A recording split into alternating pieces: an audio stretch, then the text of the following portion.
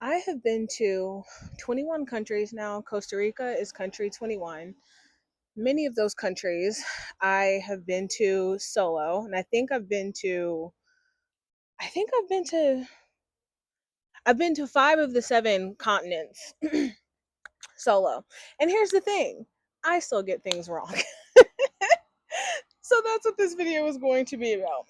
The things that, like, mistakes I made planning this trip to Costa Rica, and also what I got right. If you're somebody who is wanting to plan a trip to Costa Rica, and also just feel better about the fact that you might be a little nervous about solo traveling. What if I get something wrong? What if I don't do things perfectly? Would it It's fine. This is what this video is for. So, first and foremost, we're going to start with what I got right because that will make me feel better before I start to talk about what I got wrong. Okay, so first and foremost, for a little bit of context, like I said, this is my first time to Costa Rica. Costa Rica is country 21. So first time here, first time solo. I know, like, years ago, some of my family came to Costa Rica, but it, it's not like I had a whole bunch of information on Costa Rica before I came. Obviously, like, I've seen some stuff online, Costa Rica being a cool place. The sloths are iconic, all that stuff. But yeah, it's I didn't have much time to plan it. And it's not like I had a bunch of stuff in my head already planned. Or like ready, like, oh, I really, really want to do this, I really, really want to do that, but whatever. So last Wednesday, I made the decision that I was going to come to Costa Rica, and my flight took off that same Sunday. So what was it, 3, 4 days later? My flight took off. So limited planning time. I was still working through then, so it's not like I had the whole day to plan this trip. It's kind of on a whim. So that's just a little bit of context before we get into what I did right and what I did wrong. So first and foremost, the hotels. I am so happy about how I budgeted this trip. Okay. So because it was last minute, it's not like I saved up for it, and I didn't want to spend too much money. It's still kind of an expensive trip, but I didn't want to spend too much money on it. So I kind of slowly ramped up the, like, levels of my accommodations. And so I spent 2 days in San Jose, which is the capital city. And there it was a dirt cheap hotel. Maybe not dirt cheap, but it was a cheap hotel. It was like $50 a night, I think. And so the room was very basic. Honestly, there were certain parts of it that were of questionable cleanliness, but it was fine for 2 days. It was in a really safe neighborhood. Um, yeah, easily walkable. Like, lots of stuff to do in the area. There were like a couple of restaurants that were literally right next door. And then also the lobby was really nice. So because I was still working, like, it was a remote working trip. For the try not to make sure my laptop overheats. Good lord. Um, for the first couple of days of the trip, there are birds all over the place. One of them actually just, like, slammed into the door, like the glass door. It Y'all, thankfully he flew away. But anywho, um, hola, hola, perfect timing. Hola. Ooh, thank you. Yeah. Wonderful, wonderful.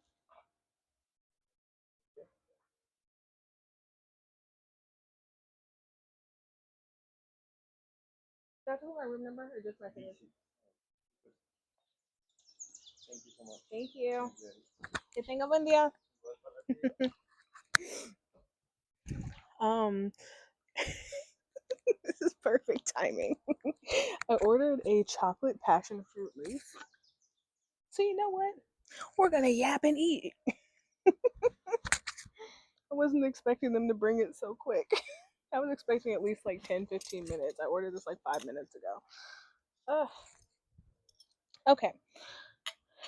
So, yeah, so first place, like I said, super cute. This is so funny. Super cute, neighborhood and whatnot, but mm, but the hotel was just dirt cheap.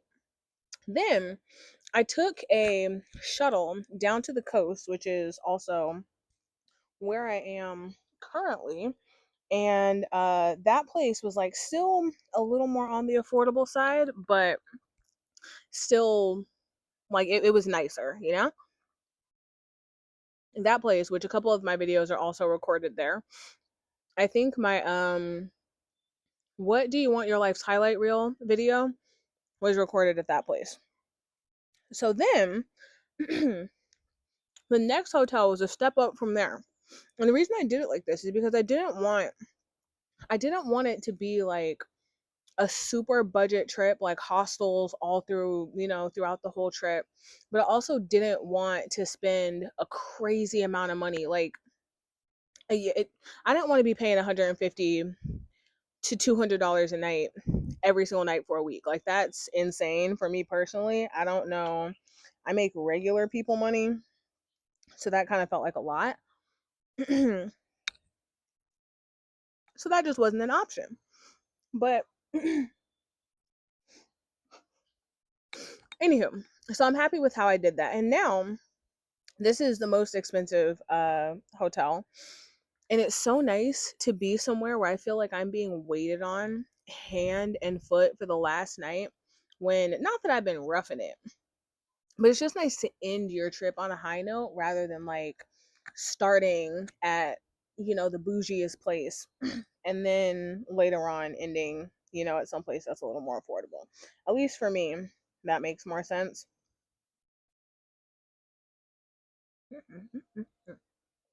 Also, I knew Costa Rica was known for coffee.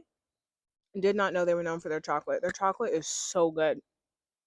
Okay, on to number two. Okay, what I did right, thing number two, renting a bike.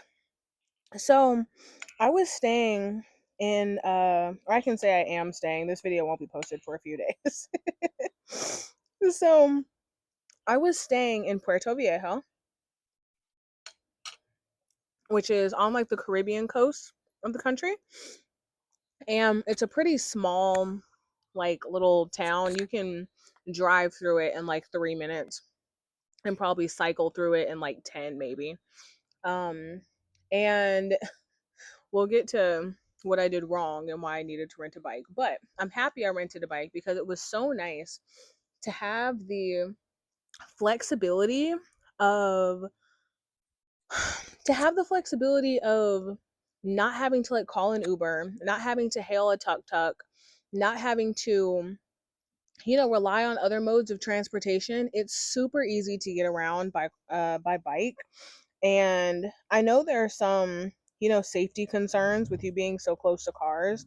Honestly, here, I'm not, or I wasn't super worried about it because the cars are moving very slow and they seem to be very cognizant of the fact that there are lots of people walking, lots of people in itty bitty cars, and lots of people in bikes. Lots of tuk tuks. Like, there are multiple ways that people are getting around the city. And so the cars just seem to be much more cognizant of it. Whereas, like, biking in most parts of the states, terrifying because all the cars are going like 40 to 40 to 60 miles per hour, and it's terrifying. I don't like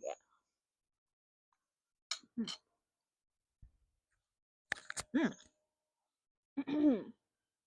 And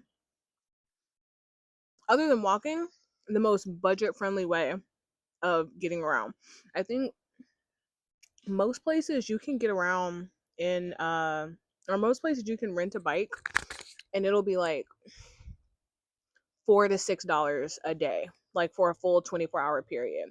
Whereas, like most people, when they come to Costa Rica, which I didn't realize when I came, but most people rent a car, which makes sense if you're like traveling really far distances around the country. But for the most part, getting around by shuttles, Ubers, and biking is just fine. But if you think about renting a car, that can be like $100 a day, anywhere between 30 to like $150 a day. I saw people renting huge cars. I know those things aren't cheap. Compared to $4 a day, I'll take $4 a day any day.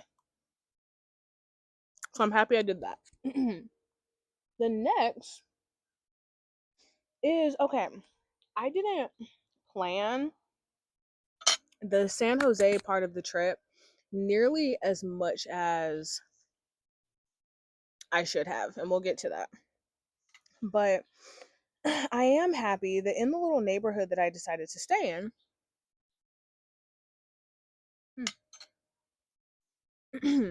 I really trying to make sure my laptop does not overheat. Good Lord. In the neighborhood that I decided to stay in, I walked around quite a bit. I went to different restaurants, but I also went to cafes, and co-working in some of these Costa Rican cafes is unbelievable. Like, the food is good, the Wi-Fi is strong, the drinks are good. Obviously, the Costa Ricans are known for coffee. I'm not a coffee girl, but the matcha was delicious. The tea was delicious. And like I don't know why necessarily it's like this, but what I found is like as you're walking through the neighborhood, a lot of those places seem very unassuming, and then you go inside and it opens up to like a huge courtyard. There's usually like a courtyard with trees. One of the co-working places I went to had like a children's play area that was super cute. People brought their kids, the kids were playing, the parents were on their laptops. Very cute. Very, very cute. Saw a couple families doing like, I don't know if they were doing like a family lunch or what, but they were having a good time. It was just cool. So happy I co-worked as well and didn't just like stay in my hotel lobby, because I was able to see a little bit more of the neighborhood. And also, it's just cool seeing like Costa Rican cafe culture. So yeah, super happy about that. Now, what I got wrong? Dun dun dun. Thankfully, nothing crazy happened. I don't feel like I made any like super major mistakes, but definitely a few things to be learned here. So, first, because it was a last minute trip, and because South America, I assumed that Costa Rica would be a lot more affordable than what it actually was. Okay? Costa Rica is freaking expensive. Like, don't get me wrong, there are ways to do it in a more affordable way,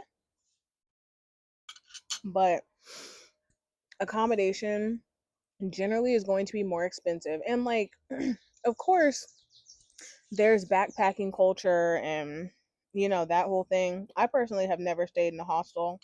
I don't ever plan on staying in a hostel. I'm a mid-budget traveler, generally speaking, and this is not a place where a mid-budget traveler can have a mid-budget trip and still be like low-key bougie.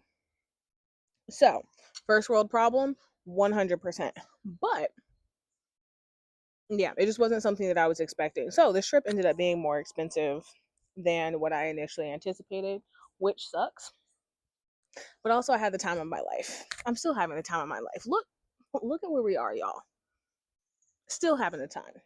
So that's one thing.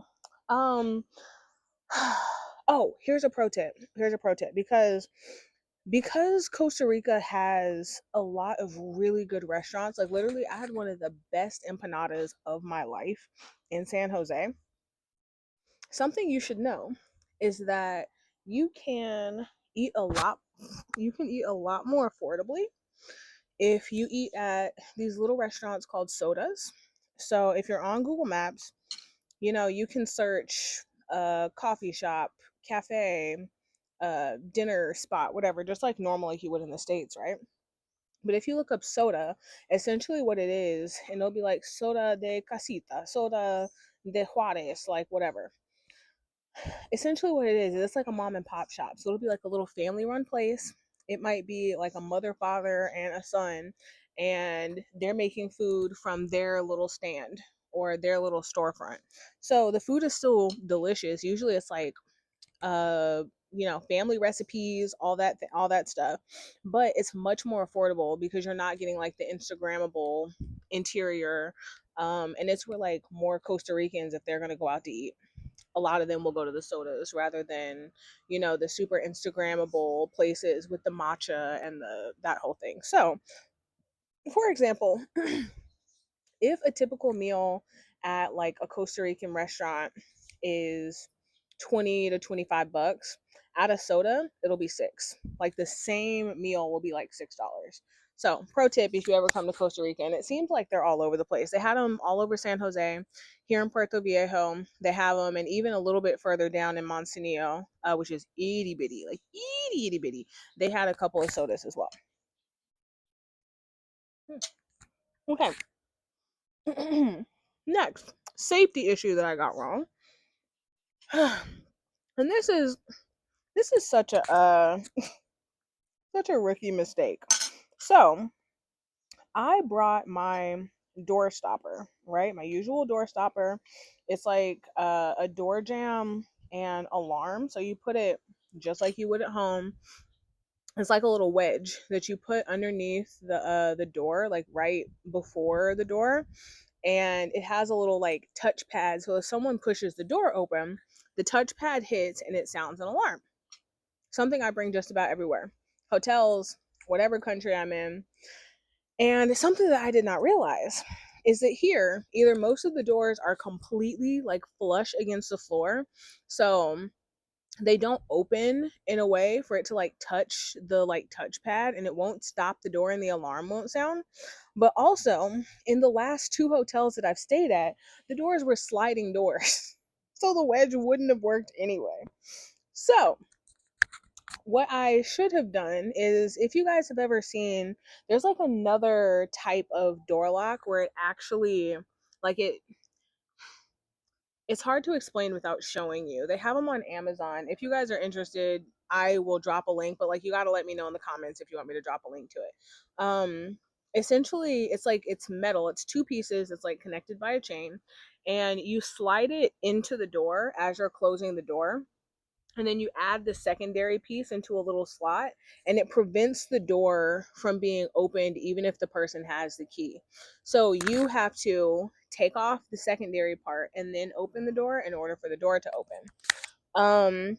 And then with the sliding doors, really the only effective thing for a sliding door is like a piece of wood, a baseball bat, a piece of pipe, something. I'm sure if any of y'all grandmas had like sliding windows or sliding doors, they probably use something just like on the floor of the door so that the door can't open. And basically what I've been doing is I've been using my tripod because it's a hard metal stick that is pretty impossible to break. So I just been using that. But for the other doors, I should have brought my other lock, and I basically didn't have any secondary form of like protection for that. So I was praying nobody tried to break in. And thankfully they didn't. I'm still here. I'm still safe. We good. Okay. Next thing that I did not do is I didn't research San Jose enough. I'm actually really upset about this. Like I said, I mentioned the first couple of days that I stayed in San Jose, and because I was focused so much on getting to the coast and going down to the Black Sand Beach and going kayaking and the food and the all that stuff, I like San Jose was an afterthought.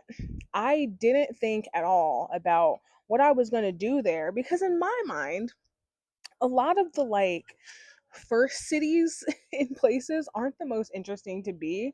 And I don't know. I should have spent more time thinking about what I was going to do in San Jose, because once I got there, I was like, "Oh my gosh, there are food tours I could have done.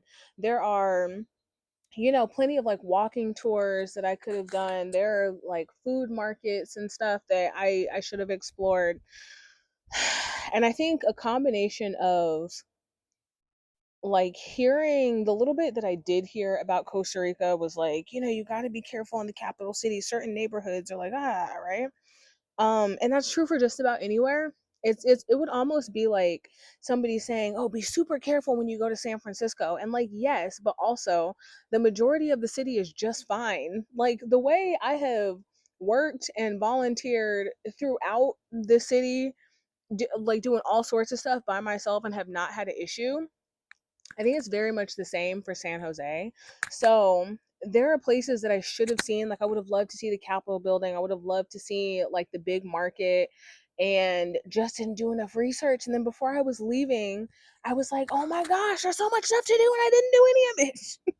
So I really, really wish I had spent more time in San Jose. Thankfully, there are direct flights to San Jose. So hypothetically speaking, I could come back. Hypothetically, I could come back and do it, but I shouldn't have slept on the city that I flew into. So, last but not least, okay, now this is a matter of me being maybe a little complacent when I got here, but also again not doing enough planning before I came. Um, is I should have booked more excursions ahead of time. Now, for context, for most things, like, for example, if you want to do a food tour, a lot of times there will be multiple options, right? So if you want to do a food tour in, through your hotel, for example, there are usually cheaper options once you get to your destination, and you can choose like last minute, hey, do you have a spot for one person for such and such a tour that's operated, by your company or whatever. And usually they'll say yes. That was not the coast for Costa Rica. That is not the case for Costa Rica. Maybe it's the time of year. Maybe it's just certain tours weren't available as much, but I would have loved to do a night hike. I think I mentioned that in one of my other videos. I would have loved to do a night hike, and what was the other thing I was planning on doing? Oh, and a food tour, and both were sold out. Or it's one of those things where like you had to book like 48 hours in advance, and if I was only in San Jose for 48 hours, I can't book it 48 hours in advance. You know what I mean? Like that sort of thing. um okay. So that's what I mean in terms of I should have spent more time. Yeah, I should have booked some of that stuff further in advance. And also, this is a pro tip if you go on a cruise. So, you know, the cruise almost always has a list of excursions for you to choose, right? And it'll be like an extra fee, an extra charge, whatever. So you don't have to choose those excursions. You can absolutely plan a trip, go on Airbnb experiences, go on Viator or Viator, whatever, go on Get Your Guide and say, hey, this is about the time that our ship is going to dock. This is about the time that we're going to be in port, and we want to book an external tour. And you can get tours for half, even a third of the price that your cruise line will charge you for the exact same experience. And I would venture to say that a lot of those experiences that you book yourself would be better because they're not as like commercial. They will be commercial because obviously it's a tourism thing, but it won't be as commercial, and you can kind of customize it more according to what you want rather than just sticking to the couple options that the cruise line has. So that's another little side thing there. um yeah, so I feel like off the top of my head, those are kind of the majority of the things that I got wrong. But what I will say is that one, every trip teaches you something. Like the chances of me making some of these mistakes highly unlikely. Like for instance, now I'm gonna bring all of my door locks on future trips so that I'm not worried about like, oh my gosh, this door is different from that door. They don't take up much space in your bag. It doesn't weigh a ton. So like that mistake probably won't ever happen again. The level of research and that sort of thing, we'll see. But I say all that to say It's okay to make mistakes. Chances are those mistakes won't be detrimental. And even experienced travelers like do stuff wrong. And every trip is a lesson. Every trip you will learn something new about yourself and a place and a culture. That's the nature of travel. Yeah. Yeah, I think